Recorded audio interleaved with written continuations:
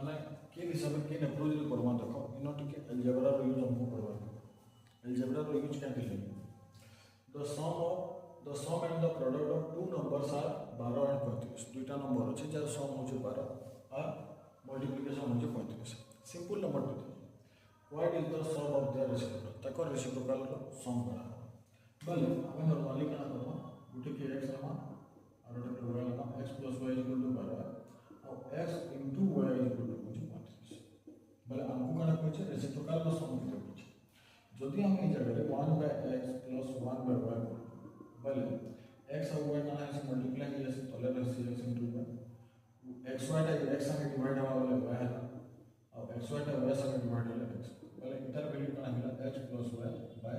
xy है बले x + y रो value हमको जाना अछि 12 और x * y रो वैल्यू जाना अछि 35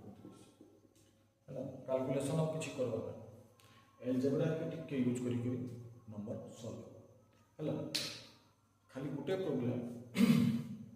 जे दुही नंबर को प्राइम हेतबा जे जोड़े नंबर अछि इनो जमा पड़े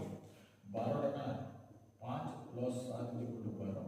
और 5 * 7 = 35 दुही टा नंबर को प्राइम जो देना हेतबा वाला ना क्लियर इटा के अलजेब्रा सॉल्व